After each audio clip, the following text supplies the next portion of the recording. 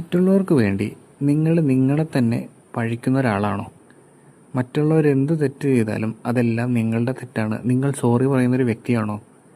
എന്നാൽ അത് നിർത്തിക്കോ. കാരണം നിങ്ങൾ അങ്ങനെ ചെയ്യും തോറും അത് നിങ്ങളോട് ചെയ്യുന്ന വലിയ ഒരു ഉപദ്രവം തന്നെയാണ്. കാരണം നിങ്ങൾക്ക് നിങ്ങളുടേതായ ഒരു വ്യക്തിത്വമുണ്ട്.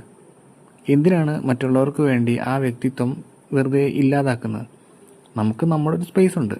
ആ സ്പേസും നമ്മളെയും അംഗീകരിക്കുന്ന, നമ്മുടെ ശരിതെറ്റുകളെ മനസ്സിലാക്കുന്ന ആളുകളാണ് യഥാർത്ഥത്തിൽ നമുക്ക് ചുറ്റും വേണ്ടത്.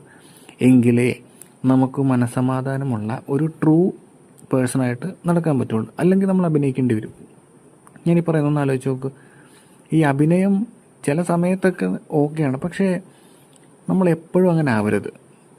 ഒരു 100-ൽ 1-2 പ്രാവശ്യമൊക്കെ ഓക്കെ, അത് ചിലപ്പോൾ സിറ്റുവേഷൻ വെച്ചായിരിക്കും. പക്ഷേ 100-ൽ 80 പ്രാവശ്യം നമ്മൾ അങ്ങനെ ആവരുത്.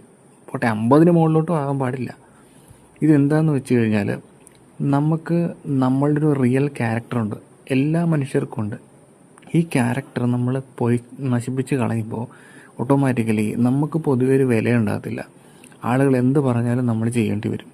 ആളുകൾ എന്ത് പറഞ്ഞാലും നമ്മൾ അതുപോലെ അനുസരിച്ചില്ലെങ്കിൽ നമുക്കൊരു കുറ്റബോധം തോന്നും. കാര്യം നമ്മൾ ഒരു ഫേക്ക് പേഴ്സണാലിറ്റീനെ നമ്മളിലേക്ക് ഇൻഡ്യൂസ് ചെയ്തിട്ടുണ്ട്. അതുകൊണ്ട് ഇന്നു മുതൽ അവനവനെ സ്നേഹിക്കുക.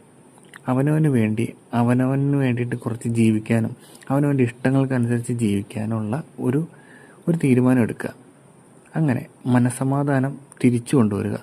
ഒരു റിയൽ ക്യാരക്ടർ എപ്പോഴും നമ്മൾ കാത്തു സൂക്ഷിക്കുക. ഏത് സമയത്തും നമ്മൾക്ക് നമ്മുടേതായിട്ടുള്ളൊരു ക്യാരക്ടർ വയ്ക്കുക. ഓക്കെ, അപ്പോൾ ഗുഡ് നൈറ്റ്.